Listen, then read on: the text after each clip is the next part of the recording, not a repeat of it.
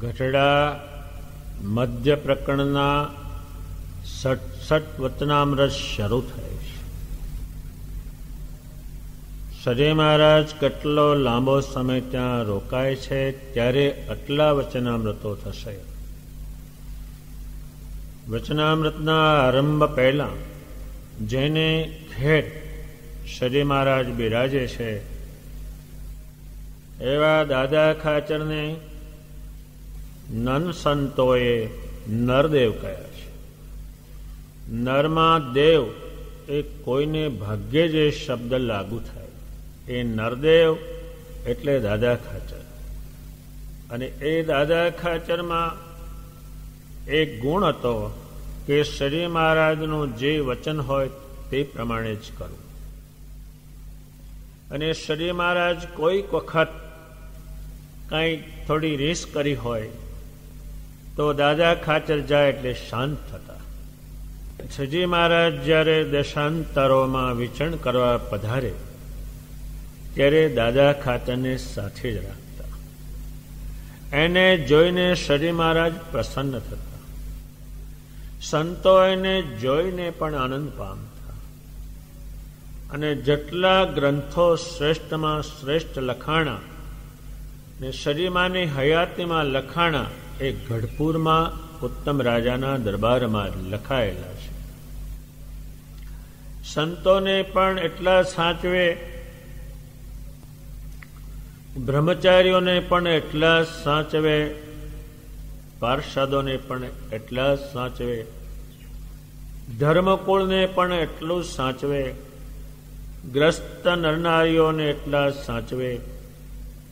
કોઈ વખત દાદા ખાચર ઉપર કોઈ હલ્લો કરે, જમીન ઉપર કરે, એના દરબાર ઉપર કરે ત્યારે પાર્ષદો મરવા તૈયાર થઈ જતા. અને દાદા ખાચર ને કે તમારે નહીં આવવાનું. એટલે સજય મહારાજની મરજી પ્રમાણે ચાલતા એ કોઈ દાડ લોપતા. સજય મહારાજ કોઈ સાધુએ કંઈક સજયમાનું વચન લોપ્યું હોય અને મળવાની ના પાડે ત્યારે દાદા ખાચર હાથ જોડે કે ભગવાન એ સંતોને આ બોલાવીને પ્રસન્ન થાઓ અને સજય મહારાજની કઈ મરજી છે એ 24 કલાક જોતા. અને ઘણું મોટું કુટુંબ હતું.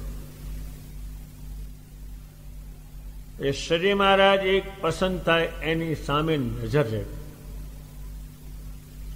એમને જમવાનું મૂક્યું હોય, સજય મહારાજ શું જમ્યા વધારે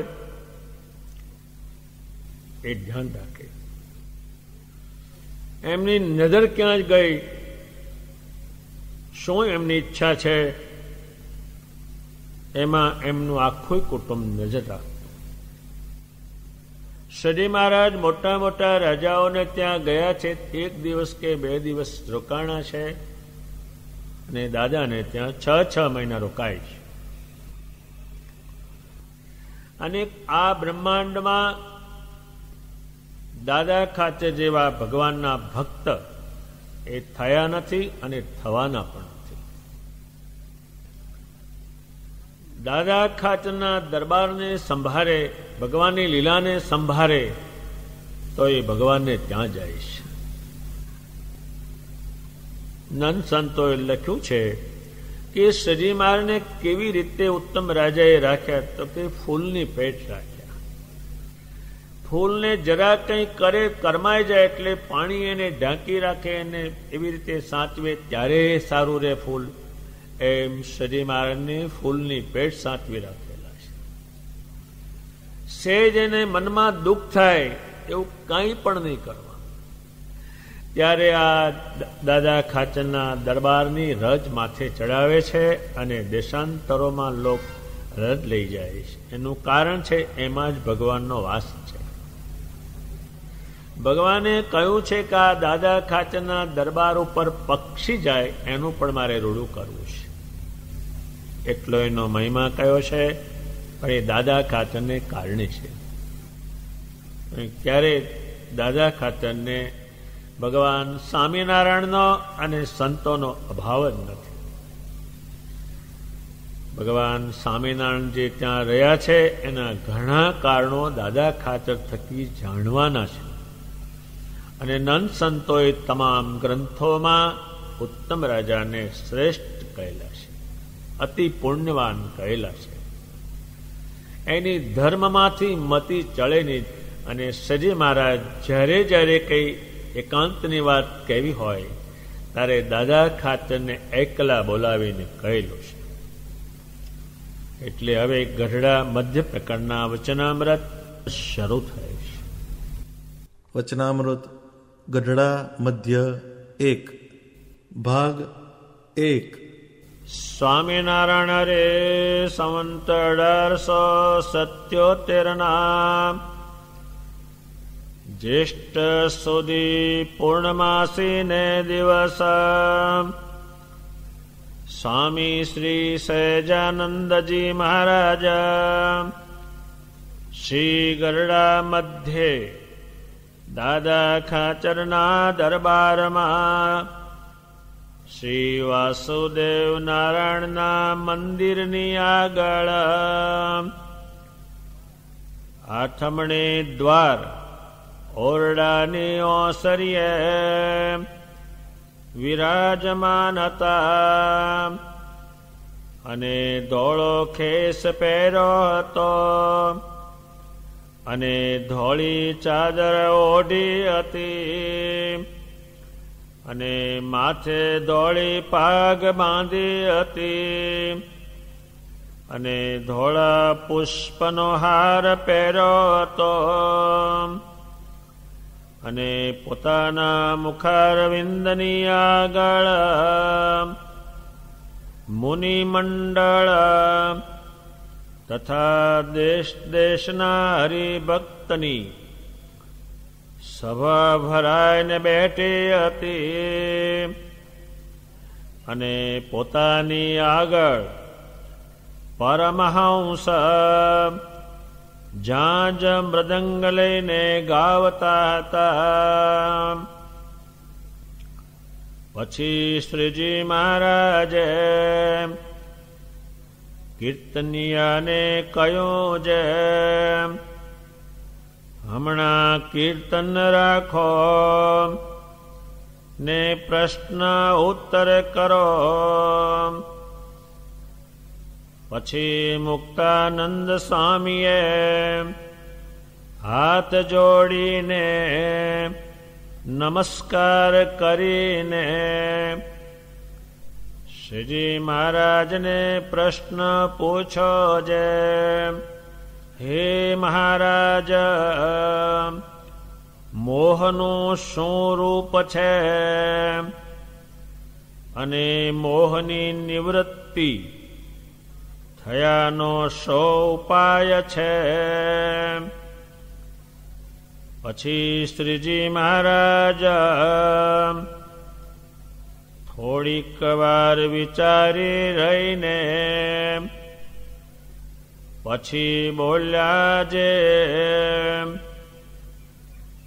મોહનું રૂપ તો મનને વિશે ભ્રાંતિ જેવું થઈ જાય એ જ જણાય છે. અને જ્યારે પુરુષના હૃદયમાં મોહ વૃદ્ધિ પામે છે ત્યારે મનમાં વિભ્રાંતિ વિશેષ થાય છે. પછી આ કરવા યોગ્ય ને આ ન કરવા યોગ્ય એવો વિવેક રહેતો નથી. અને તે મોહ થયાનું કારણ તો આજ જ અમે વિચાર્યું છે. જે આજ અર્ધરાત હતી ત્યારે અમારે નિંદ્રા ઉડી ગઈ હતી. પછી અમે ઉત્તરાદિ દિશા સામો મુખ કરીને સૂતા હતા. પછી ધ્રુવનો તારો દીઠો. ત્યારે એમ વિચાર થયો જે આ તો ઉત્તર ધ્રુવ છે, પણ શાસ્ત્રમાં દક્ષિણ ધ્રુવ કયો છે તે ક્યાં છે? પછી અમે દક્ષિણ ધ્રુવ જોયો. ત્યારે તે પણ દીઠો, અને જેમ કૂવા ઉપર પાણી સિંચવાનો ફાળકો હોય એવી રીતે બે ધ્રુવને વચ્ચે મોટો ફાળકો દીઠો. ને તે ફાળકાના મેરુના બે ઠેબા તે બે કોરે ધ્રુવને અડી રહ્યા છે. જેમ લાકડાના સ્તંભ હોય ને તેમાં લોઢાની આરો ખૂંટીને રહી હોય તેમ છે. અને તે ફાળકા ઉપર જેમ સૂતરની ફેલવીટી હોય ને તે ફાળકા સંગાતે જેમ પિત્તળની ફૂદડીઓ જડી હોય તેમ સર્વે તારા ને દેવતા ને નવગ્રહાદિક તેના જે સ્થાનક તે ફાળકાને આશ્રીને રહ્યા છે. તે સર્વેને જોયા. અને પછી સૂર્ય ને ચંદ્ર તેનો ઉદય ને અસ્ત તે એક જ ઠેકાણેથી થાય છે તે પણ જોયો. પછી અંતરદ્રષ્ટિએ કરીને જોયું ત્યારે જેટલું ધ્રુવાદિક બ્રહ્માંડમાં છે તેટલું સર્વે પિંડમાં પણ દીઠું. પછી આ દેહને વિશે જે ક્ષેત્રજ્ઞ છે તેને પણ દીઠો. પછી તે ક્ષેત્રજ્ઞમાં પુરુષોત્તમ ભગવાન રહ્યા છે તેને પણ દીઠા. તે ભગવાનને જોઈને ભગવાનના સ્વરૂપને વિશે અતિશય વૃત્તિ જોડાઈ ગઈ. પછી સમાધિમાંથી કોઈ પ્રકારે નીકળાયું નહીં. પછી તો કોઈક ભક્તજને આવીને અમારી સ્તુતિ બહુ કરી. તેની દયાએ કરીને અમારે પાછું દેહમાં અવાયું. પછી અમારા હૃદયમાં વિચાર થયો જે અમારે જે સમાધિમાંથી નિસરાયો તે તો દયાએ કરીને નિસરાયો.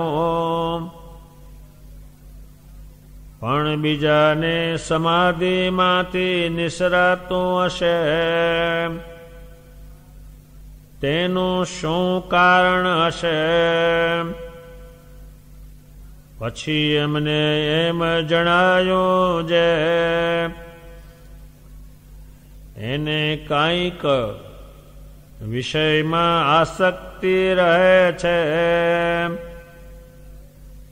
તેણે કરીને પાછો નીકળાય છે, અને મોહનું જે કારણ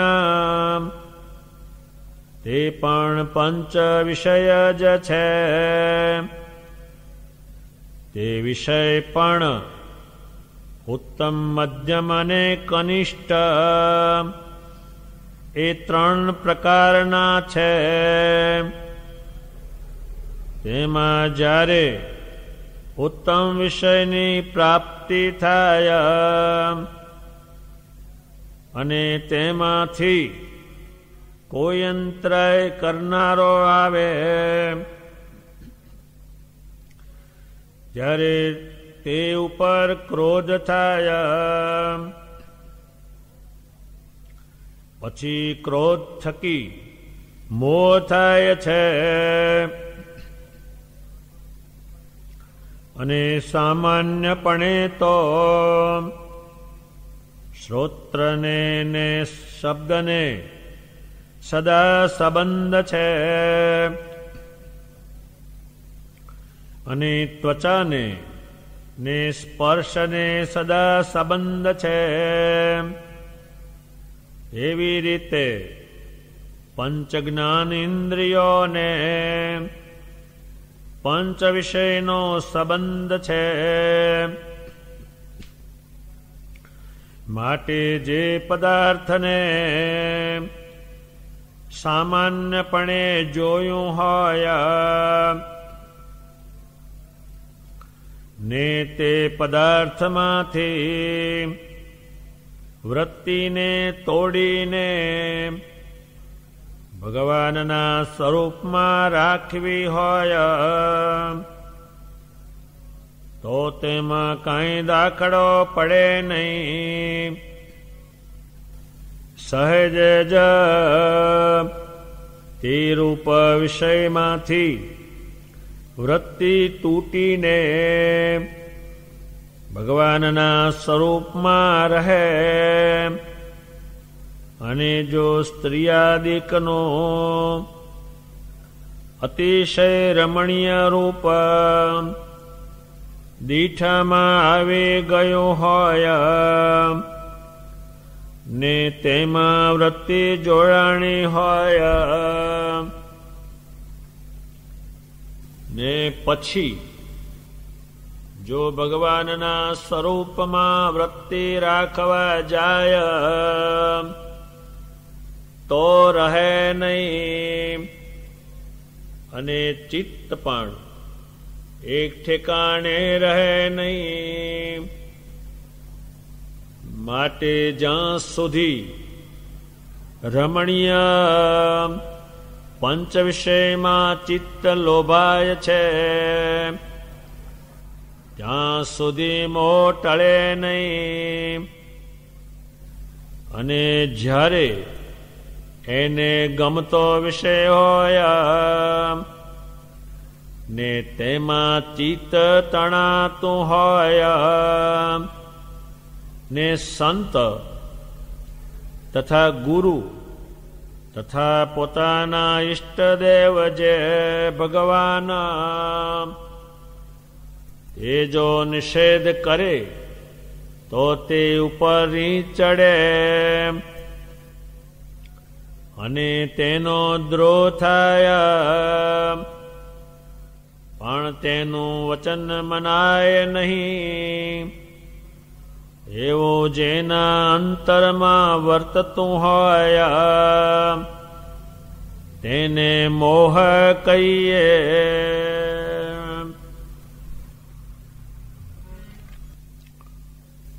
સ્વામિનારાયણ ભગવાન જ્યારે સભામાં પધારવાના હોય તે પહેલા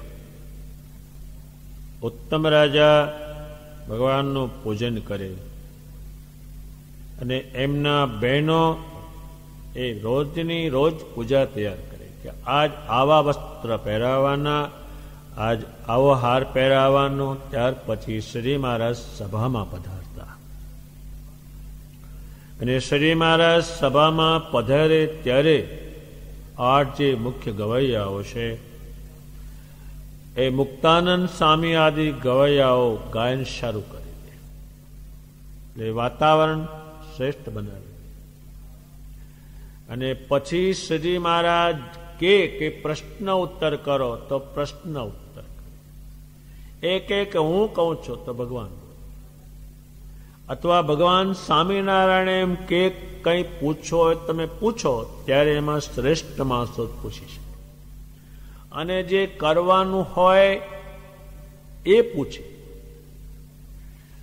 ત્યારે સભામાં મુક્તાનંદ સ્વામીએ હાથ જોડીને નમસ્કાર કરીને શ્રીમાને પ્રશ્ન પૂછ્યો કે આ મોહનું રૂપ શું છે અને મોહની નિવૃત્તિ થાય એનો ઉપાય શું છે? આ મન જે છે એ પરમેશ્વરમાં ચોંટતું કેમ નથી? ચોંટાડે છે તો પણ ચોંટતું કેમ નથી?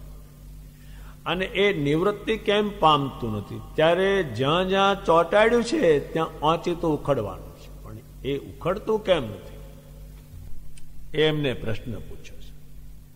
હવે એ જે સમજી શકે એટલે ભગવાન આ બ્રહ્માંડની આખી રચનાની વાત કહી દેશે. એમાં એક દ્રષ્ટાંત લાવે છે. એક કુવાઓ હતા, ત્યાં કોષ ચાલતા, અને એ 2 લાકડાના સ્તંભ હોય અને એની અંદર ફેલ હોય, ફાળકો હોય. એ કોષ આરે હાંકે ત્યારે એ ફાળકો ફરતો જાય, અને જ્યારે પાછો કોષ લે ત્યારે ફાળકો વીંટાતો જાય. એ શ્રી મહારાજે જોયું છે. હવે ફાળકો જે છે પછી એની જે 2 આરો છે એને 2 થાંભલા હોય એમાં એ ઘાલેલી.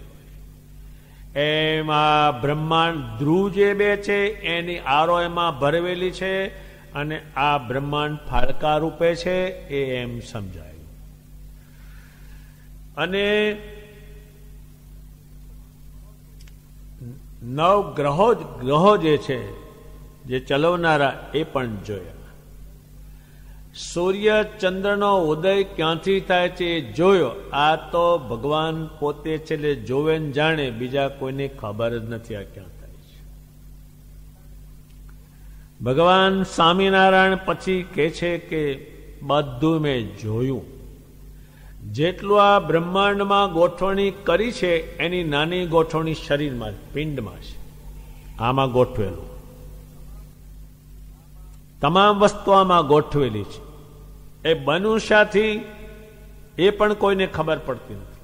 દુનિયાના માણસો આ શરીરમાં જ મથે છે પણ ખબર પડતી નથી. કોઈ વસ્તુની ખબર પડતી નથી. જેમ બ્રહ્માંડની ખબર પડતી નથી એટલે કોઈ એમાં મથતું નથી, અને મથે તો પાછા પડે છે. આ બ્રહ્માંડ શેમાંથી ઉત્પન્ન થયું તે જ કોઈને ખબર ના પડે. આ પાણી શેમાંથી થયું છે એ જોયું, પણ થયું શેમાંથી? આ પૃથ્વી થઈ, પણ એ થઈ શેમાંથી? એટલે આમાં કોઈને આ બ્રહ્માંડમાં ખબર પડતી નથી. અને આ પિંડ છે એમાં કોઈને ખબર પડતી નથી. બહુ જ લોકો મથે, આંખ સાથી ચોટી, દેખાય સાથી. આ ખાઈએ જુદી જુદી જાતનું ને એમાં બની જાય, વાળ બને, લોહી બને, હાડક્યા બને, એ બને શેનું? એટલે આમાં કોઈને ખબર પડતી નથી. એટલે ત્યાં જ બધા પાછા પડે છે. બહુ લોકોએ આ શરીરમાં મથ્યા, પણ જે પિંડમાં બ્રહ્માંડમાં છે એટલું જ આ પિંડમાં છે, એટલે એની ખબર નથી પડતી. એટલે પછી આનો વિચાર પડ્યો મને. તેમ ભગવાન સ્વામિનારાયણ કે છે બ્રહ્માંડમાં જે છે એટલું આ પિંડમાં ગોઠવ્યું છે. હવે પિંડની અંદર શું છે તો કે ક્ષેત્રજ્ઞ છે. આ ખેતર છે ને પેલું ક્ષેત્રજ્ઞ છે.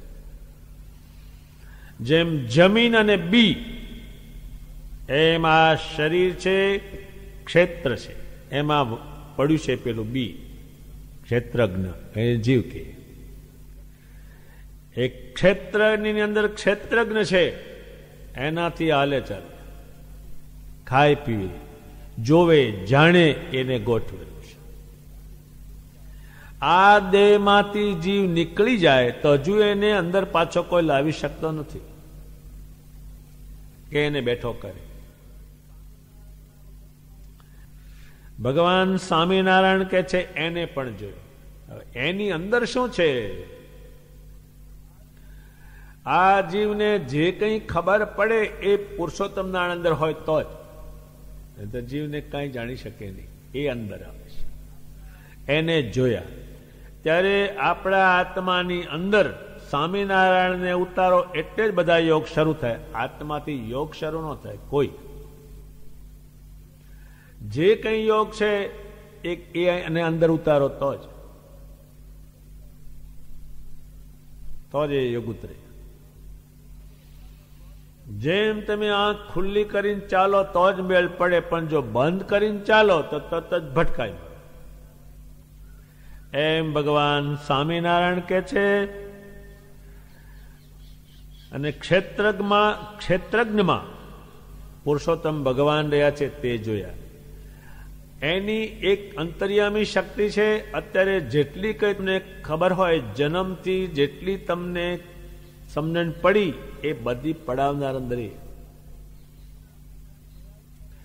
તમને એમને સૂચના અંદર ખાને મળ્યા જ કરે એની કે હવે દેહ મૂકવાનો સમય આવી ગયો છે, આ કરવાથી તને ઉપાધિ આવવાની છે, એ અંદર ચાલ્યા જ કરે. એ આત્માની અંદર ચાલે. પણ ભગવાન સ્વામિનારાયણ આત્મામાં ઉતરે પછી જ બધા યોગ, જે યોગ પરમેશ્વર પાસે છે એ બધા યોગ એમાં ઉતરે. એ પહેલા કઈ નહીં. જે ક્ષેત્રજ્ઞ છે એ કંઈ કરી શકતો નથી. દાખલ કરાયો એટલું જ, અને શરીર ચલાવી શકે, બીજું કંઈ કરી શકે નહીં. કોઈ વસ્તુ એની નહીં. એ પુરુષોત્તમ નારાયણ અંદર થાય. એને પણ ભગવાન કે જોયા તમે આ એક એટલી બધી સીધી વસ્તુ છે, બીજું તમે કોઈ પણ ધ્યાન કરો તો એની વસ્તુ નથી, થાય નહીં. એ થાય નહીં. એ અંદર આવી શકે જ નહીં, એ કંઈ કરી શકે નહીં. તમે ગમે તેનું ધ્યાન ભજન કરો તો અંદર કાંઈ થાય નહીં. એ પુરુષોત્તમ નારાયણનું કરો ત્યારે જ એનો મેળ પડે. એ એમણે જોયા. એટલે એ ભગવાન શું કહેશે કે તમારે મારું જે સ્વરૂપ છે એ તમારા આત્મામાં જોવું. એ જોવાની જે ક્રિયા છે એ પુષ્કળ થઈ ગઈ છે.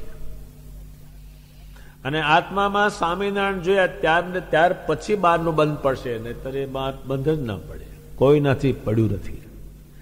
ગમે તેટલો શ્રીમંત હોય પણ કોઈને સંતોષ થયો કે ભાઈ આટલું ખાઈને હવે એટલે ઘણું થોડા થાય, એ કોઈ વસ્તુ નહીં. એ યોગમાં જ નહીં.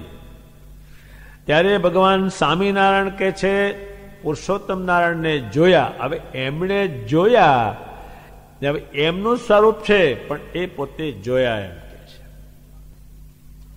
જેમ સ્વામિનારાયણ ભગવાને કરોડો આત્મામાં પોતાના સ્વરૂપને જોયું, આણે મારા સ્વરૂપને ધાર્યું, એ શબ્દ એ વાપરે છે. એને પણ દેખા. હવે એમ કે છે કે સમજાવે છે, દ્રષ્ટાંત આપે છે. આ એમને લાગુ નથી થાય.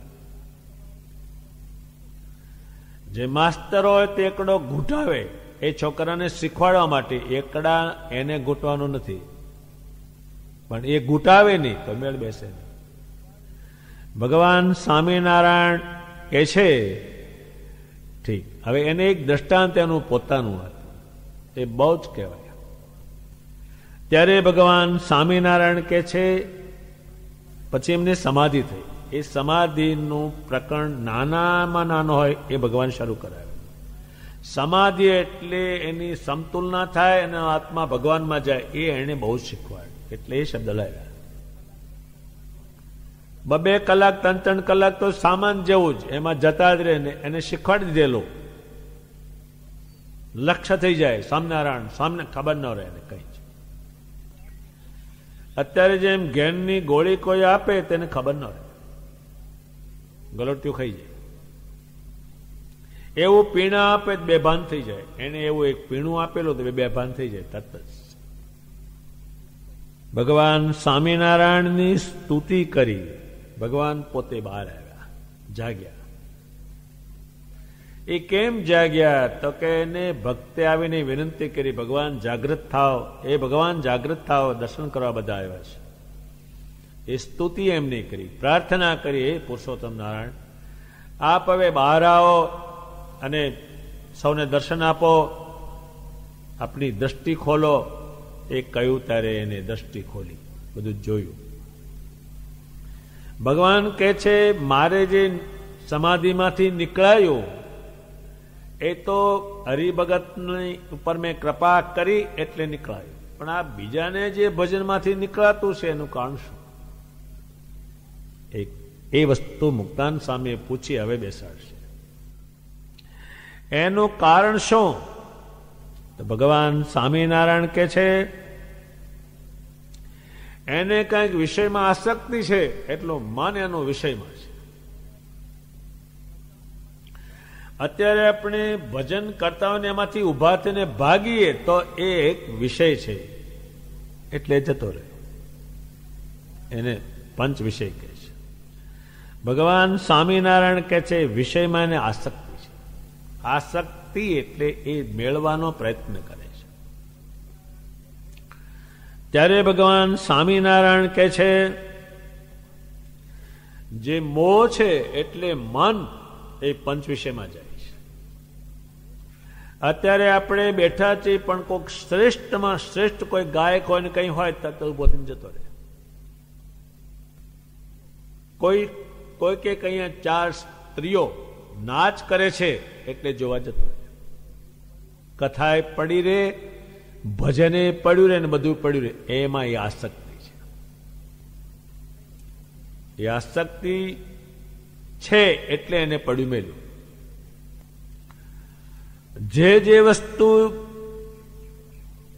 ભગવાનને પડ્યા મેલે છે એ પેલામાં જાય છે, ત્યારે એનો મેળ પડવાનો નથી. એ જાય છે તો પણ. હવે વિષય જે છે ઉત્તમ, મધ્યમ ને કનિષ્ઠ, એ 3 પ્રકારના છે. અત્યારે આપણે એક ખાવા બેસીએ એમાં બી 3 પ્રકાર પડે. અત્યારે ખીચડું હોય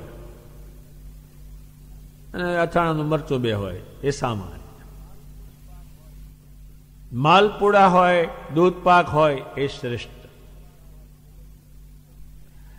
અને મોહનથાળ ને જલેબી ને સૂતર ફેણી એમાં જાય જ. પેલા ને કદાચ છોડે, પણ આમાં તો છોડે જ નહીં. આ અત્યારે જ્યાં ત્યાં અમુક ઠેકાણે જાય, અમુક ઠેકાણે ન જાય, એનું કારણ છે પેલું ઉત્તમ વિષય છે. અત્યારે જે જાન જાય એમાં 300 માણસો જાય, એ શું કરવા જાય છે કે પચીવાના ખાવાના છે. એટલે હડસેલા ખાતો એસટી ના જાય. પણ તમે કાણનું કહો તાર દોસ્યો ડોહા જ હોય, અને એમાં તાણા ખેંચ કરે. તમે જાઓ ને કે પેલાની કાણમાં હું ગયો તો આજ પેલા તું જા, હડન નીકળે નહીં. પછી બોખલા ડોહા હોય ને બોખલી ડોસ્યો હોય તે જાય, કારણ કે ખાવાનું છે નહીં. ચાય મળે એમ નથી ને, એ રસ્તામાં પી લેવો પડે, એટલે જતા નથી. મારે તો આ વાતને સમજાવવા દ્રષ્ટાંત આપવું, આ વાત સાથે મારે નિસ્બત નથી. એ ઉત્તમ, મધ્યમ ને કનિષ્ઠ. ભગવાન સ્વામિનારાયણ કે છે, ઉત્તમ વિષય હોય અને એનો કોઈ અંતરાય કરે તો તરત જ એમાંથી ક્રોધ નીકળે. એટલે ક્રોધ નીકળ્યો એટલે હવે નાશ થવાનો છે. આ જ્યાં તોફાનો થયા, ઘરમાં થયા, બહાર થયા, માન્યું ને એટલે થયા. બસ આજે સ્ત્રીઓ મરે છે, ગળાપાં ખાય, ઝેર ખાય, એને જે ધાર્યું હતું થયું નહીં એટલે એને ગળાપાં ખાધું. જે છોકરાઓ હોય એના બાપ કહે છે આ જોડે તાર લગ્ન નહીં જોડવાનું, જો એનો મોહ થઈ ગયો, મને એમાં જતું રહ્યું છે, એનો બાપ એની માં ના પાડે તો કાં તો ગળા પાઉં ખાય અને કાં તો મરે અને લખે કે હું મર્યો છું, એ બાય બીજે જન્મે આપણે ભેગા થશું. બધું ગણિત ખરું ને અમની પાસે ભેગા થવાનું. હવે ભેગું થતું છે કોઈ, એ ગળા ફાવે એના ખાય છે. અને આપણે સામાન શબ્દ, સામાન્ય સ્પર્શ, સામાન્ય રૂપ, રસ અને ગંધ, એમાં તો બહુ જીવ નહીં જાય. શ્રેષ્ઠ વસ્તુ આવે એટલે એમાં જીવ જતો રહે. અત્યારે જેમ ઘરમાંથી કોઈ લોઢાનું તગારું, કોષ, કોદાળી, પાવડો લઈ જાય તો કાંઈ નહીં થાય બોલવા. પણ જો ઘરમાંથી 100 રૂપિયા ગયા તો બધાય ઘરમાં રડે. એમ ઉત્તમ છે, એની વાત ભગવાન કહે છે. ભગવાન સ્વામિનારાયણ કહે છે કે રૂપવાન સ્ત્રીનું રૂપ જોવે પછી એમ એ જોયું એને, એટલે એમાંથી વૃત્તિ કાઢીને ભગવાનમાં જોડવી હવે કઠણ છે. એ કઠણ બહુ છે, પછી જોડાતો નથી. જૂની કથા એવી જ છે કે સીતાજીનું રૂપ જોયું રાવણે, પછી એનું મન સીતામાં જતું રહ્યું. એ મનને પાછું ખેંચવું દુર્લભ છે. એ પછી પરમેશ્વરમાં ના જાય. જેમાં એ જોડાણો છે એમાં કઈ નીકળવાનું નથી. એ સ્વામિનારાયણ સમજાવશે. હવે એનો ઉકેલ સી રીતે થાય? અત્યારે જે મા બાપથી છૂટા પડે છે છોકરો ને ભાઈ, એ વિષયને કારણે પડે છે. એકબીજાને ઘરમાં મેળ નથી એ વિષયનું કારણ છે. અને એ મોટા ભાગનો એક કુસંગીથી કબજે આવતો નથી. એટલે આ મનને પરમેશ્વરમાં ચોંટાડવાને કારણે બધા યોગ ચોટ છે, આમાં એકે યોગ ચોંટવાનો નથી. એ મન જે છે એટલું બધું મન ભટકે છે કે ઠેકાણા નથી પડતું. અત્યારે મેં ગરડા ડોહા હોય 60 વર્ષના અને બે ડોશી મરી ગઈ હોય 60 વર્ષ, પછી એ શું કરે? હું જુવાન કેમ થાવ? ત્યારે મોવાળા કાળા કરે અને દાંત બધા નીકળી ગયા, ચોખ્ખું નવું બનાવે, કોટ પહેરે, પછી 50 વર્ષનું દેખાય હોય વે કર, તારે એક ડોશી લઈ આવે પાછો. પણ એ છૂટે એમ નથી, જીક જ નથી, હાલ્યું જ જાય, હાલ્યું જ જાય. ભગવાન સ્વામિનારાયણ કે છે એ મન જે છે માણસને ખરાબમાં ખરાબ કરી નાખ્યા છે, કઈ હક રહેવા દીધું નથી, સાથી નથી રહેવા દીધું, કે પરમેશ્વરનો યોગ થતો નથી. કોકનું ઘર જ હારો નીકળે, કોક જ માણસ હારો નીકળે, નહીતર બગાડીને મેલ્યા છે મને. ત્યારે એ ભગવાન સ્વામિનારાયણની વાત એ તો આ બ્રહ્માંડમાં સાંભળવાની મળે છે, એ જ મોટું ભાગ્ય છે. એની સમજણ છે એ આ બ્રહ્માંડમાંથી ન્યારી છે.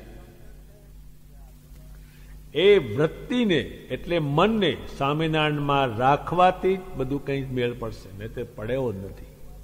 આમાં નીકળતું કાંઈ નથી અને વિષયમાં કંઈ છે નહીં.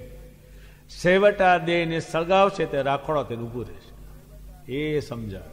પણ એ સામાન્ય માણસની બુદ્ધિમાં ભગવાનનું જ્ઞાન ના ઉતરે. અત્યારે સ્ટોર હોય ખરેખરો ને લાખો રૂપિયાનો માલ હોય, પણ જેની પાસે 3 રૂપિયા હોય એ કે સ્ટોર ખરીદ શકતો હશે? એ તો કઈ જે મીઠું મરચું ચપટી આવે એ લે. એ માણસ આ તો સ્ટોર છે મોટો. અને મુક્તાનંદ સ્વામી પૂછે, ભગવાન કે આ જાણે છે પૂરું અને પેલા પૂરું કરવાના છે. એ વૃત્તિ જે ઘડી ભગવાનમાં રાખવી, તમને હવા ક્યારે પડશે જીવનમાં? જેટલું તમે સ્વામિનારાયણની સામે કીર્તન કરશો, ભજન કરશો, માળા કરશો, આરતી કરશો, પૂજન કરશો, ત્યારે જ તમને સારું લાગશે. અને બીજું કર્યું કે તરત જ આ ક્રોધ ઉત્પન્ન થવાના ઘડીએ ઘડીએ માથા ખોટું. માટલું પાણીથી બહાર નીકળે તરત દુઃખી થાય, એમ ભગવાનના ભક્ત હોય એ ભગવાનમાંથી બહાર નીકળે કે તરત જ દુઃખી થાય, જે દુઃખમાં જગત જીવે છે. સુખનો ખ્યાલ જ નથી એને કેવું હોય, સુખની વ્યાખ્યાની ખબર નથી, સુખ કોને કહેવાય એ ખબર નથી. ભગવાન કહે છે રમણીય, રમણીય એટલે શ્રેષ્ઠ વિષય. જ્યાં સુધી એમાં મન જાય છે ત્યાં સુધી મોહ ટળવાનું નથી. ઓછું કરો તમે. એક ગામ હતું, એમાં એક હરિભગત હતા, એને ત્યાં હરિભગત ગયા અને બીજા માણસો ગયા, પણ એનું મકાન સુંદર, બધી વાતની સાહેબી. હવે આને ઘેર જોયેલું નહીં આમાયેલું, એવા ખાટલા, એવા પલંગો, એવું બધી ગોઠવણી જમવાની. તે ભજન કર્યા વગરના ખાટલામાં હુઈ જ ગયા બધા. આટલી વાર લાગી, પેલું સારું દેખ્યું એટલે. અને ઘેર જે હુઈ રહેલા એ ખાટલામાં હુએ એટલે પાંગસ તૂટી ગઈ એટલે ટાંટિયા પડે હેઠા, એવું જોયેલું. પણ ભગત હતા તો ભૂલી તો ગયા તરત જ, વાર નહીં. અને એ રમણીય પંચ વિષય છે. એ ભગવાન સ્વામિનારાયણ કહે છે એ મોહ નહીં ટળે. અને પોતાને ગમતો વિષય હોય અને એ સંત એનું ખંડન કરે, એના ગુરુ એનું ખંડન કરે. ભગવાન કહે છે હું ખંડન કરું તો એને રીહ ચડી. એ કરાવો ત્યારે જ ખબર પડે. ભગવાને એની શક્તિને કારણે, એના પ્રતાપને કારણે, એમના જ્ઞાનને કારણે કરોડો માણસો નિર્મોહી થયા. એ બધામાંથી મોહ કાઢી અને સ્વામિનારાયણમાં મન જોઈન્ટ કર્યું. બીજા કોઈ તો આ કામ જ નહીં. તમે મુકાવી જ જોજો, કશો મુકાવી જોજો ને. આ બારાની અત્યારે છોકરા એના બાપના કબજા નથી. શેને કારણેથી કે વિષયમાં જોને પાલ્યો પોષો મોટો કર્યો હોય તો શું છે. છોકરીઓ બારાની મા બાપને કબજે નથી. એ કેમ કબજે નહીં? એ વિષયમાં જ.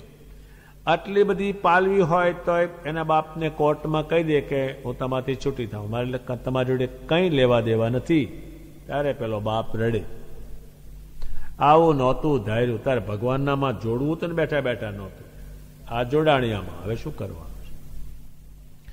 જો એને પરમેશ્વરમાં થોડી જોડી હોત છોકરીને છોકરાને તો આ દશા આવત જ નહીં. એ થોડુંક માને. જેમ સોનું છે એનો તાર વળે, એને કૂણું છે, લોખંડ એટલું બધું ના વળે. હાવ કોરું એટલે વળે છે ના આધારે. ભગવાન સ્વામિનારાયણ કહે છે વચન મનાય નહીં, એ મન જતું રહ્યું છે એમાં. ભગવાન સ્વામિનારાયણે મુક્તાનંદ સ્વામીને આ વાત સમજાવી છે. અને એ મુક્તાનંદ સ્વામીના પ્રશ્નને હજારો માણસો સભામાં ઉત્તમ રાજાના દરબારમાં સાંભળે છે અને મોહમુખ છે.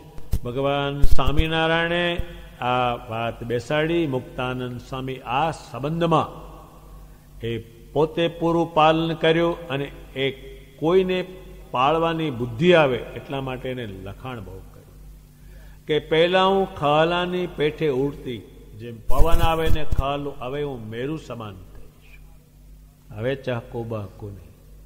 ત્યારે આજે આખી દુનિયા મુક્તાનંદ સ્વામીને યાદ કરે છે. એનું કારણ એનું મન પરમેશ્વરમાં. અને જેનું મન પરમેશ્વરમાં ગયેલું નથી એ માણસની ટકાની કિંમત નથી, કાંઈ કિંમત નથી.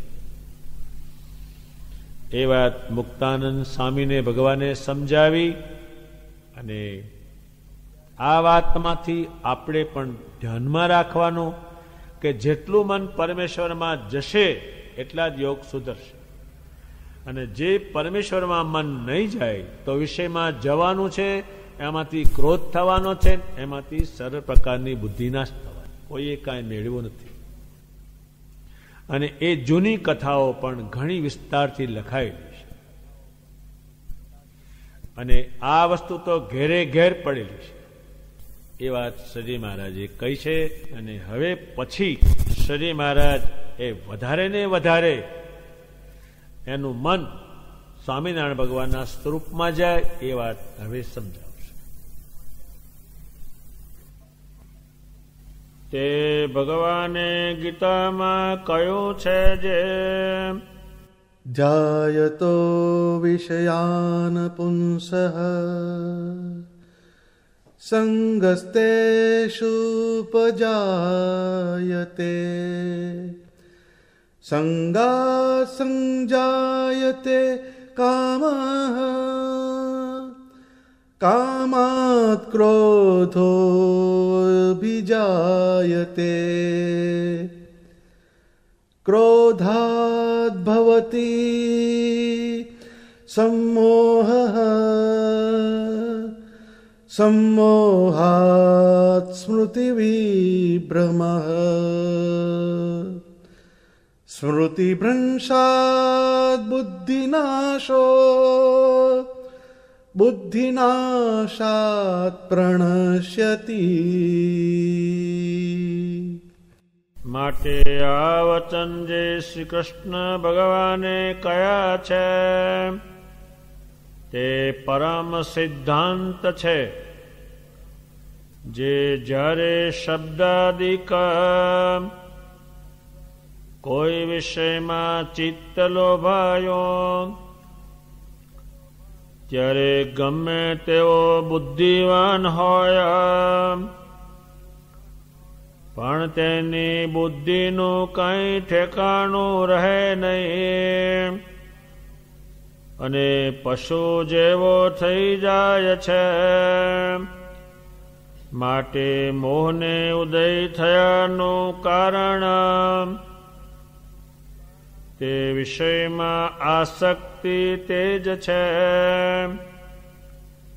અને જેને એ વિષયમાંથી ચિત્તને ઉખેડવું હોય તેને પ્રથમ તો આત્મનિષ્ઠા અતિ દૃઢ કરી રાખવી, જે હું આત્મા છું પણ દેહ તે હું નહીં. એક તો એ વિચાર દ્રઢ કરવો અને બીજું જે પ્રકારે જગતની ઉત્પત્તિ સ્થિતિ ને પ્રલય થાય છે તે વાર્તા પણ સારી પેઠે સમજવી. અને ત્રીજું ભગવાનના સ્વરૂપનો મહાત્મા અતિશયપણે સમજવું. તે એમ વિચારવું જે પંચ વિષય છે તે તો ભગવાનના કર્યા થયા છે. માટે ભગવાનમાં તો એથી અતિ જાજુ સુખ છે. માટે ભગવાનમાં તો એથી અતિ જાજુ સુખ છે. શા માટે જે શબ્દ હોય તેમાં એકલું શબ્દ સંબંધી જ સુખ હોય, પણ બીજા જે ચાર વિષય રહ્યા તેનું સુખ શબ્દમાં ન હોય. એવી જ રીતે સ્પર્શમાં સ્પર્શનું જ સુખ હોય પણ બીજું ન હોય. તેમજ રૂપમાં રૂપ સંબંધી જ સુખ હોય, તેમજ રસ ને ગંધ તેમાં પણ પોતપોતા સંબંધી જ સુખ હોય. પણ એક વિષયમાં પંચ વિષયનું સુખ ભેળું ન આવે. અને ભગવાનનું જે સ્વરૂપ છે તેમાં તો સર્વે સુખ ભેળા રહ્યા છે. તે એક દર્શન કરે તો પણ તે ભક્ત પૂર્ણ કામ થઈ જાય. એવી રીતે ભગવાનના સ્પર્શાદિક પણ પોતાના ભક્તને પૂર્ણ કામ કરે છે. અને માયિક જે વિષય સંબંધી સુખ છે તે તો સર્વે નાશવંત છે. અને ભગવાન સંબંધી સુખ છે તે તો અખંડ છે. એવો જે ભગવાનના સ્વરૂપના મહાત્માનો વિચાર તે પણ તે દ્રઢ કરવો. એ જે ત્રણ વિચાર કયા તેણે કરીને વિષયમાંથી આસક્તિ ટળી જાય છે. અને જ્યારે વિષયમાંથી આસક્તિ ટળે ત્યારે વિષય સારા કે નરસા એનો ભેદ રહે નહીં. જેવી રૂપવાન સ્ત્રી તેવી જ કુરૂપવાન સ્ત્રી ભાસે. અને તેવી જ રીતે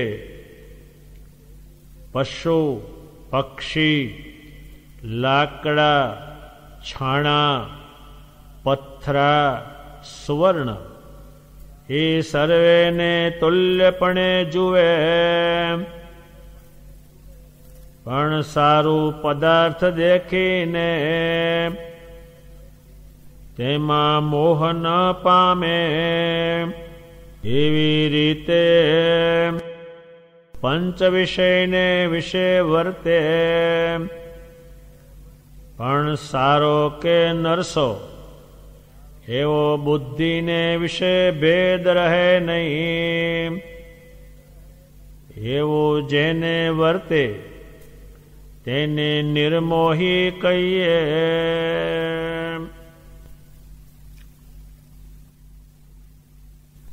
ભગવાન સ્વામિનારાયણ જે કે એ વાણીનું છેલ્લામાં છેલ્લું વિજ્ઞાન કહેવાય.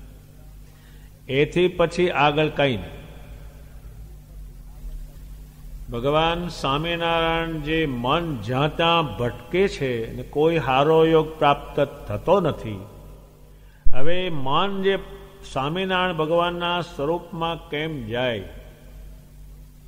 એ વાત હવે કહે છે. ભગવાન સ્વામિનારાયણ કહે છે પંચ વિષયમાં જ્યારે ચિત્ત લોભાય છે ત્યારે પશુ જેવો થઈ જાય છે. પશુ શબ્દ વાપર્યો એમણે. જેમ પશુને કંઈ પણ ભાન નથી તેમ આને કંઈ પણ ભાન રહેતું નથી. ભગવાન સ્વામિનારાયણ કહે છે ગમે તેવો બુદ્ધિવાન હોય પણ પંચ વિષયમાં જાય એટલે ખલાસ.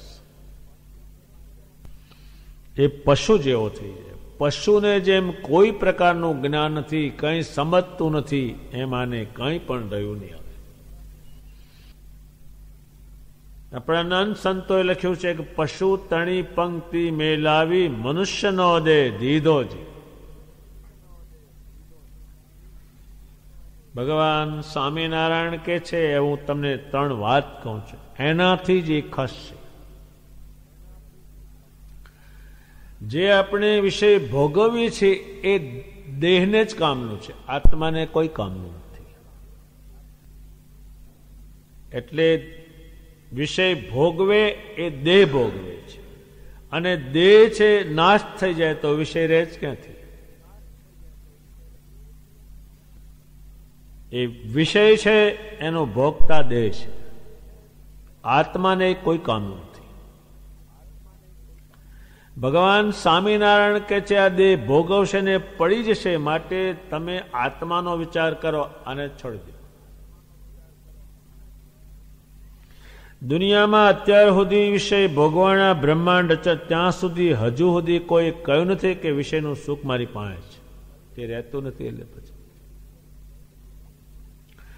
અત્યારે જેમ આપણે કોઈ એમ નથી કહેતું કે મેં 1 વર્ષ પહેલા ખાધું ને હવે ખાધા વગરનું ચાલે છે, રોજ જે ખાવું જ પડે છે એ જતું જ રહેશે, એ રહેતું નથી. કોઠીઓ ભરાય, બીજા સમુદ્ર ભરાય, બધું ભરાય, પણ એક ભરાતું નથી આ પેટ. એમ આ વિષય છે, એમાં કોઈએ એમ નથી કહ્યું કે હવે મને સુખ છે. એ ભગવાન એ કહેશે. હવે આત્મનિષ્ઠા, આત્માની અંદર જવાનું છે. આત્મા સ્વામિનારાયણ ભગવાનમાં જાય તારે એને તારે સુખ થાય, આમાં નહીં. આમાં આત્મા કોઈનો સુખી થયો ત્યાં દાહ બહુ રહે અને બળતરા બહુ થાય. આત્મા વિચાર કરે કે આ બધું નકામું છે. છેવટે આત્મા બધાને કહેશે કે આમાં કાંઈ છે, એ બોલશે ચલો આમાં કાંઈમાં કશાયમાં કાંઈ નથી. એ વાત ભગવાન સ્વામિનારાયણ એમાં બેસાડશે. પેલી દેહની વાત બેસાડી ખોટી છે. અત્યારે જગતના જીવ માણામાં જોડે, પણ પરમેશ્વરમાં જોડવાની બુદ્ધિ નહીં. એને લાવવા પડે અક્ષરધામમાંથી, ભગવાનમાં જોડનારા. અહીં નહીં. અને દેહમાં જોડે, અને દેહ જોવે, અને દેહનું ભોગવે, અને પછી દેહ ખલાસ થઈ જાય. ત્યારે ભગવાને જે આત્મનિષ્ઠાની વાત કરી, એટલે દેહમાંથી આત્મા મુક્તાનંદ સ્વામી બહાર કાઢશે અને શરીરમાનમાં જોડશે. શરીરમાનમાં જોડશે ત્યારે દેહ, આત્મા, ઇન્દ્રિયો ત્યારે સંતોષ પામશે. આમાં સંતોષ નહીં. એક ભગવાન એ વિચાર આપે છે. બીજો વિચાર એક કહે છે કે આ જગતની ઉત્પત્તિ થઈ, ટકે છે ને પછી નાશ પામે છે. જેમ આપણે લાંબુ ના સમજીએ તો એક બાળક પહેલું જન્મે, પછી મોટું થાય, ટકે અને પછી નાશ પામે. એ જ રીતે આ બ્રહ્માંડની છે. અત્યાર સુધી કોઈનું દેહ ટક્યું નથી, એ બધું જ ગયેલું છે. એમાં બ્રહ્માંડ લાંબે કાળે નાશ પામે છે. ત્યારે રહ્યું શું આમાં? ભગવાન સ્વામિનારાયણ એ ઉત્પત્તિ કે છે. એ વાતને સારી પેઠે સમજવી. અત્યારે આપણે એક વસ્તુ યાદ રાખી, દેહ મૂકી દેવાનું છે. એ જો યાદ રાખી તો ઘણા કામ સૂત્ર થાય. એ વાતને સમજે નહીં તો નર્દમ કલેશ ઓરીને છેવટ ખલાસ થાય. ભગવાન સ્વામિનારાયણે એ વાત કરી, અને પછી ભગવાન સ્વામિનારાયણ છે એના સ્વરૂપનું માતમ. હવે માતમ એ કહેશે, એ જાણવું. હવે માતમ સમજાવશે. એનો શું માતમ, શું થાય, એનાથી શું કરી શકે, એ ભગવાન સ્વામિનારાયણ કે છે. આ પંચ વિષય છે એના જે દ્વાર પાડ્યા છે એ ભગવાને ગોઠવણી કરી છે. એ મળે એની ગોઠવણી કરી છે, એટલે આ ભોગવી શકે છે. જો એને ગોઠવણી ના કરી હોય તો આ ભોગવી શકે એમ જ નથી, કંઈ થઈ શકે એમ જ નથી. આપણને આંખ આપી છે એટલે જોઈ શકીએ, નહીતર આ એ બનાવેલું પરમેશ્વરનું છે. અત્યારે કાન આપ્યા છે તો આપણે સાંભળી શકીએ, પણ ગોઠવણી કરેલી એની. જે કંઈ શરીરમાં ગોઠવણી કરી છે એ એમની કરેલી છે. ભગવાન સ્વામિનારાયણ કે છે એ એમના ગોઠવણી કરેલ, અને સામે મળે છે એ ગોઠવણી કરેલું છે. એ ગોઠવણી વાળું છે એનું ઉદ્દેશ. ભગવાન સ્વામિનારાયણ કે છે આ શબ્દમાં એક કાનમાં સુખ બહુ છે. એ શબ્દમાં આપણને કોઈ વખાણે, પ્રશંસા કરે, આવો બેસો, કેટલું શબ્દોમાં આવે તારે એને આનંદ થાય, પણ એ એકલો શબ્દને આનંદ થાય, એનાથી ભૂખ ભાંગે નહીં. મય અત્યારે આ કાન છે એનો ઘણો સંતોષ માને, બેસે, સાંભળ્યા, ભાષણ સાંભળવા જાય, કઈ હગા આવે ત્યાં બોલે, એ શબ્દનો આનંદ છે. પણ એમાં એકલો શબ્દનો જ, બીજી કશી વસ્તુ નહીં. જે ચાર વસ્તુ રહી એ ભેગી ન થાય, એકમાં ભેગી ન થાય. ભગવાન સ્વામિનારાયણ કે છે શબ્દનું જે સુખ છે એ શબ્દમાં જ મળે, પછી ખાધા પીધામાં નહીં, એ ન મળે. અત્યારે ખરેખરી વાત જામી હોય ને બેઠા હોય બધાય, પણ પેટમાં જ્યારે ભૂખ એમ કે અનાજ નાખ, ત્યારે એ વાતથી સંતોષ ના હોય, ત્યારે નાખવું જ પડે.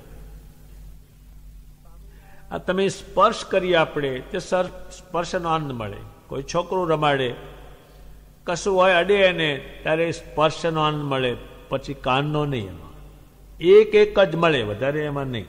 એક ઇન્દ્રિય જાય તો એક ઇન્દ્રિય મળે. ત્યારે ભગવાન સ્વામિનારાયણ કે છે એક વિષયમાં પંચ વિષયનું સુખ ભેળું મળે. ભેળું હવે એ પોતે સમજાવે અને પોતે કે એ ઘણું મહત્વનું છે. માણસ ન સમજી શકે, ન માને તો કંઈ નહીં, પણ કહ્યું એને બરાબર. ભગવાન સ્વામિનારાયણ કે છે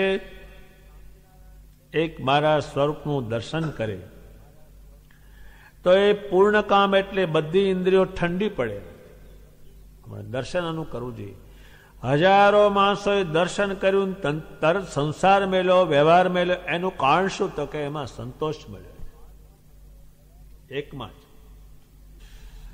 એના દર્શનથી, એના સ્પર્શથી, એને જોવાથી, એ બધાએ જે મૂક્યું છે આના દર્શનથી જ મૂકેલું છે. હજારો સાધુ થયા એ એમના દર્શનથી જ થયા છે, એને ત્યાં સંતોષ મળ્યો છે, આમાં મળતો નથી. કોઈ માણસોએ વિષયમાં સંતોષ મળે છે એમ આજ દિન સુધી કોઈએ કહ્યું નથી અને કોઈ કહેવાનું પણ નથી.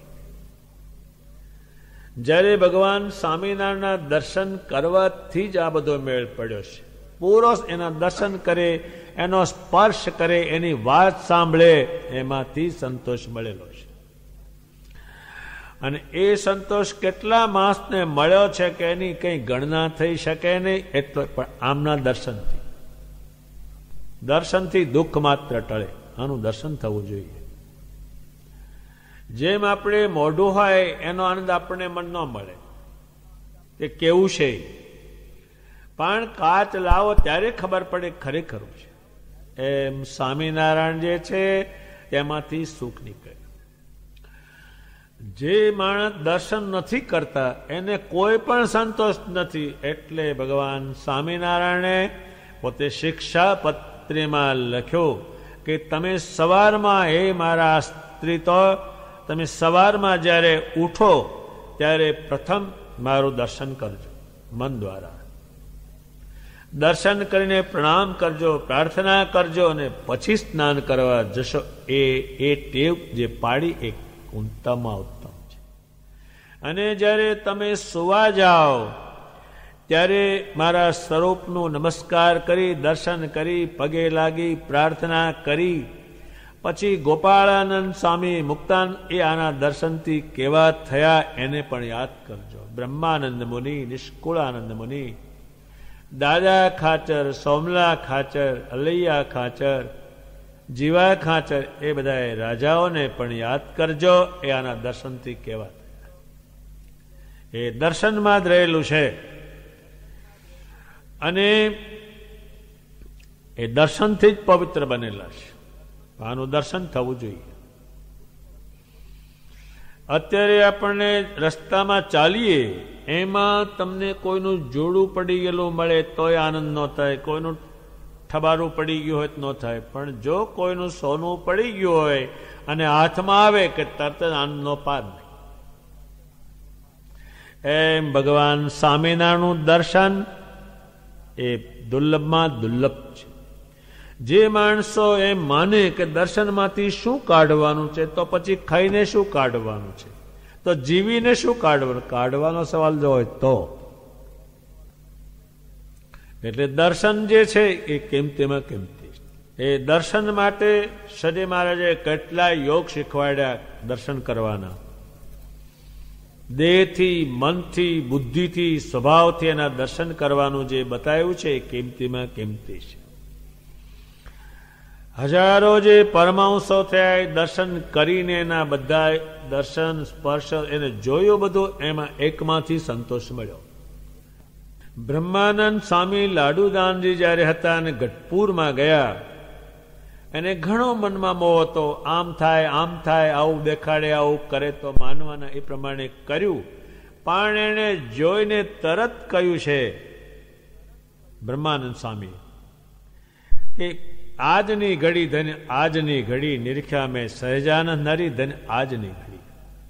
આ ઘડી ધન્ય છે કે મેં આ ભગવાન એમાં એને મૂકી દીધેલું છે. અત્યારે તમે એક માણસને કશું મુકાવત ખબર પડે, આ લાખો લોકોએ મૂક્યું અને હજુ કાયમ શરીમાના વખતમાં પછી અને અત્યારે ને પછી એ મૂકતા રહેશે. કંઈ એનું કારણ શરીમાનું દર્શન છે.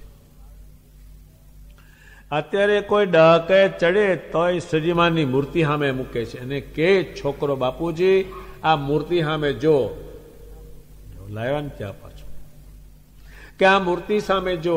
એક ભગત હતા, એનો દીકરો હતો, એના બાપ દેહ મૂકે છે, પણ વ્યવહારિક સ્વભાવવાળા હતા.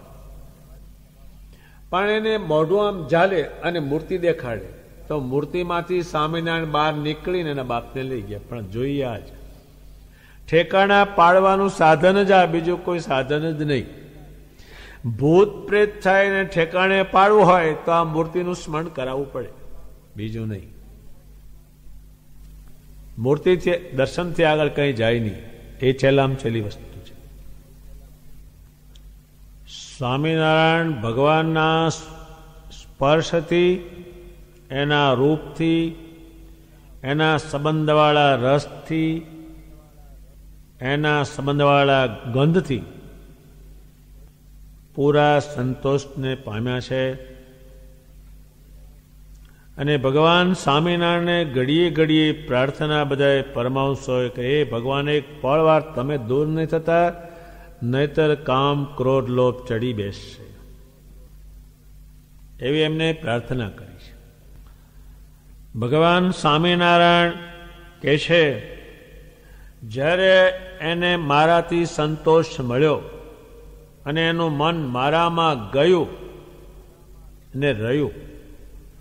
જેટલા પરમાંશો છે એનું મન ક્યાંય ગયું નહીં. કોઈ ચીજમાં રાજાઓને જોવે, મહેલો જોવે, કાંઈ વસ્તુ જોવે, તેનું મન જ ક્યાંય નહીં. એનું મન ગયું ભગવાન સ્વામિનારાયણના સ્વરૂપમાં. એટલે સુવર્ણને ના અડ્યા, શ્રીને ના અડ્યા, એનું મન પહેલે જતું રહ્યું. અને આપણે બધું અડીને કરીને જોઈને પછી છૂટું પડવું.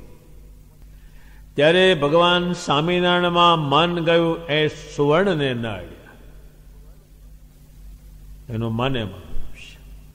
મનને જે વશ કરવું એની વિદ્યા ભગવાન ચાલે છે. એ તરહ મન વશ ન થાય. શ્રી કૃષ્ણજીને અર્જુને આ એક સવાલ પૂછ્યો છે કે હે શ્રી કૃષ્ણજી, આ મન બહુ દુષ્કર છે, એને વશ કરવું બહુ જ કઠણ છે. એને કહ્યું રોજ તો અભ્યાસ કરતો જીતાશે, એ વાત કહી છે. શ્રી મહારાજે એને સમજાવતા હજાર પ્રકારની વાત કહી છે. સ્વામિનારાયણ ભગવાનના સ્વરૂપમાં મન ગયા પછીથી આ બધાએ ક્યાંય મન ગયું નહીં, એટલે એને કંઈ અડ્યા નહીં. જે ભગવાન સ્વામિનારાયણને બધું અર્પણ કર્યું એને જોતું જ નથી હવે, એટલે એને અર્પણ કર્યું. એનું મન સ્વામિનારાયણ છે. પૂરો એમાં સંતોષ મળે. આમાં કોઈને સંતોષ મળ્યો નથી અને ક્યારે એ મળવાનો પણ નથી. સ્વામિનારાયણ ભગવાનના સ્પર્શ તો સ્વામિનારાયણ ભગવાનનો સ્પર્શ તો કરે જ. સ્વામિનારાયણ ભગવાન જ્યારે દાદા ખાચરના દરબારમાં પંક્તિ કરે હજારો સંતોની, ભગવાન નામ લઈને પીરસે, લ્યો ને લ્યો, લાડુ લ્યો, જલેબી લ્યો, તમને જે ગમે તે લ્યો. પછી કોઈ સાધુ લે નહીં જમવાનું, ત્યારે ભગવાન કહે છે, તમે જો એક લાડુ લ્યો તમારા મસ્તક ઉપર હું હાથ મૂકું, કે તો મહારાજ ખાઈ જાય. એ ખાય ને ભગવાન એના મસ્તક ઉપર હાથ મૂકે, એ પૂર્ણ કામ થાય છે. વળી પાછા ભગવાન પંગતમાં ફરે કે લો કે મહારાજ હવે નથી લેવા જેવું, જાય એવું જ નથી હવે પેટમાં. ભગવાન કે લાડુ લ્યો તો તમારા છાતીમાં મારું ચરણાની આપો, એ તો લઈએ ભગવાન. એ સ્પર્શ એનો છે. જ્યારે ભગવાન સ્વામિનારાયણ ભગવાનના આશ્રિત તો પૂર્ણ કામ થયા એનો સ્પર્શ કરીને, પણ એમણે સ્વામિનારાયણ ભગવાન જડ વસ્તુનો સ્પર્શ કર્યો, એને પણ હાથવી રાખ્યો, જોડે ને જોડે રાખ્યો. શ્રીજી મહારાજ કોઈ રૂપિયાને અડ્યા હોય અને સંતોને કે આ રૂપિયા લઈને જાઓ અને મંદિર બાંધો, એ રૂપિયા પૂરા હાથવી રાખે. એની કોઈ વસ્તુ હોય, એના ચરણારવિંદ છે, એ પણ કોઈ વસ્તુ એના સ્પર્શવાળી હોય તો સાચવી રાખે. એ શું બોલ્યા છે આ બ્રહ્માંડ ઉપર, એ બધું સાચવી રાખેલું. જેટલું બને એટલો તો પ્રયત્નને પૂરો કરી નાખેલો છે. આ બ્રહ્માંડમાં ભગવાનની વાણી કોઈ પણ ભાગ્યે જ ભગતે સંગ્રહ કરી હોય, એ આ મુક્તોય કરી છે. એ વાણી કોઈ પાસે નહીં. ત્યારે આમને પુરુષોત્તમની જે વાણી છે, એ વાણી દ્વારા સંતોષ મળવાનો છે. એટલે એની વાણી સંગ્રહી રાખે. શું બોલ્યા, એ ક્યારે બોલ્યા, એ વાણી સંગ્રહી રાખે. એટલી સંગ્રહણી છે, હજુ તો બહાર નીકળે છે. આજ એને 200 વર્ષ થાય છે. અધારાનંદ સ્વામીએ 80,000 શ્લોકનો ગ્રંથ બનાવ્યો છે. એ 7 ફૂટ ઊંચો થાય, પણ વાણી સંગ્રહાયેલી છે. આ બ્રહ્માંડમાં કોઈની વાણી કામ લાગે એમ નથી, અને સંગ્રહાયેલી હોય તો કોઈને કામ નથી. અત્યારે જેમ જીવ ના હોય અને મરદા સંગ્રહાયેલા હોય તો કોઈ કામ નથી, બેઠા નથી થવાના. એ મુર્દાલ સમાન વાણી છે. એ વાણીને પણ મુક્તાનંદ સ્વામીએ સમજાવેલી કે આ નકામી વાણી. શ્રીજી મહારાજના સ્પર્શવાળી જેટલી વસ્તુ રહી શકે એટલી રાખી મૂકી છે. એ બિરન જમેલા છે, અને એ એમને કોઈને આપેલો હોય તે સૂકવીને સાચવી રાખ્યો. આજ બિરન પણ એનો સાચવી રાખ્યો છે. એમણે સોપારી ખાધેલી હોય અને થોડીક બાકી હોય અને કોઈને આપી હોય તો આ લીધી હોય તો આ દિન સુધી સાચવી રાખે. એને શું કરે કે એનો સ્પર્શ જે વસ્તુને થાય એ દુર્લભ. તો જે આત્મા છે એને પરમેશ્વરનો સ્પર્શ થાય તો એ કેટલો કિંમતી બને. જડ વસ્તુ જો આ કિંમતી બને તો જે આત્મા પુરુષોત્તમના યોગને પામે તો એ આત્માની કિંમત કેટલી. આ સંપ્રદાયમાં હજારો જે નામો લખાણા, ગામો લખાણા, એ વંચાય છે. એનું કારણ શું કે ભગવાનનો જોગ થયો છે. જે હરિભક્તોને, સંતોને, બ્રહ્મચારીઓને, પાર્ષદોને, ધર્મકુળને અને હરિભક્તોનો સંગત એના નામ લખાણા છે. ગોપાળાનંદ સ્વામીને યાદ કેમ કરે તો કે પુરુષોત્તમના યોગને પામેલા. હનુમાનજી મહારાજ એમ કેમ કે ગોપાળાનંદ સ્વામી કે તમારે બેસવું, એ કેમ કીધું તો કે એ પુરુષોત્તમ નારાયણના સંત છે, એની આજ્ઞા એ માને છે. ભગવાન સ્વામિનારાયણનો સ્પર્શ, રૂપ, રસ અને ગંધ એ બધું સંગ્રહી રાખેલું છે. ભગવાન સ્વામિનારાયણ કેવડો સૂંઘેલા તે પણ સંગ્રહી રાખેલું છે. હજુ એની બધી વસ્તુ પૃથ્વી પર પડી છે. એના એલચીના દાણા એમણે ખાધા હોય એ એલચી હજી પડી છે, લવિંગ બી પડ્યા છે. એ કેમ સંગ્રહણી તો કે એનો સ્પર્શ જ દુર્લભ છે. જો જડ વસ્તુ જે જીવ વગરની વસ્તુ છે એ જીવ વગરની વસ્તુ છે, પણ એ વસ્તુથી પુરુષોત્તમ નારાયણ સાંભળી આવે એટલે એની કિંમત છે. એટલે ભગવાન સ્વામિનારાયણના જેનું મન સ્વામિનારાયણમાં ગયું, ક્યારે ગયું કે ભગવાને આમાંથી કશું નીકળશે નહીં અને આમાં નીકળશે એટલે એમાં ગયું. એમ આ વિષયમાંથી કંઈ નીકળે એમ નથી. અને મેં તમને કહ્યું કે મુક્તાનંદ સ્વામી આ વિષયમાં ઘણું લખેલું છે. મુક્તાનંદ સ્વામી એમના મનને કહે માન અષ્ટજામ સ્વામિનારાયણ સ્વામિનારાયણ બોલે. અષ્ટજામ એટલે નામ વગરનો સમજ નહીં જવા દેવાનો, તેના મુક્તાનંદજી બન્યા છે. પ્રેમાનંદ સ્વામી કહે છે કે હે ભગવાન મારી દ્રષ્ટિ આગળ રહેજો. અને એમણે બધાએ કોઈ આકાર આ બ્રહ્માંડનો મારે જોવો જ નથી.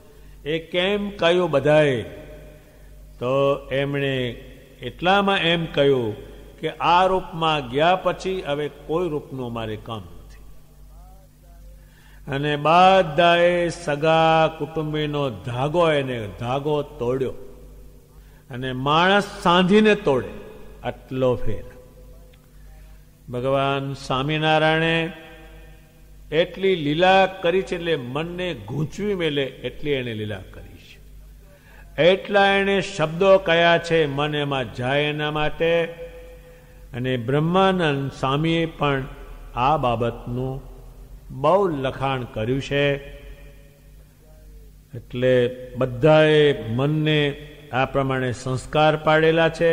એટલે પેલી વસ્તુ અત્યારે આપણે ઊંઘી જઈએ તો કંઈ પણ ભાન નહીં. આ દેહમાં છીએ તો પણ ઊંઘી જઈએ એટલે હું ડાયો છું કે ભોળો છું કે ગાંડો છું કે મારું આ વસ્તુ છે કે આ કૂચ્યો, કાંઈ ભાન નહીં. એમ ભગવાને આ ભાન ભૂલાવી દીધું અને આ ભાન શરૂ કરાયું. ભગવાન સ્વામિનારાયણે પોતાના સ્વરૂપ વિશે પોતે સમજાયું કે બધાય સુખ મારામાં છે અને એ લાખો માસે અનુભવ્યું. અને ભગવાન સ્વામિનારાયણે બુદ્ધિનો જે ભેદ હતો કે વિષય અને વસ્તુ, એ જે ભેદ હતો તે કાઢી નાખીને ભેદમાંથી મુક્ત કર્યા અને ભગવાન સ્વામિનારાયણના સ્વરૂપમાં દૃઢતા કરી અને એનો જગતમાંથી મોહ ઉતાર્યો અને પરમેશ્વરમાં મોહ કર્યો. મન ગયો. આજ એને આખી દુનિયા સંભાળે છે. અને જેણે પંચ વિષય ભોગવ્યા અને શ્રેષ્ઠમાં શ્રેષ્ઠ હતા એને કોઈ યાદ કરતું નથી અને યાદ કરવા જેવા પણ નથી. એટલે ભગવાન સ્વામિનારાયણે મન જે છે એ બીજેથી કાઢી અને પોતાના સ્વરૂપમાં લાવ્યા. એને કારણે હજારો સંત હરિભક્તો થયા, જેના નામ કેટલાક આપણે જાણીએ છીએ અને કેટલાકની ખબર નથી. પણ કરોડો માણસો નિર્મોહિત થતા રહેશે. એનું કારણ ભગવાન સ્વામિનારાયણ છે. એટલી વાત પૂરી થાય છે. હવે ભગવાન આગળ પછી બીજી વાત કહેશે.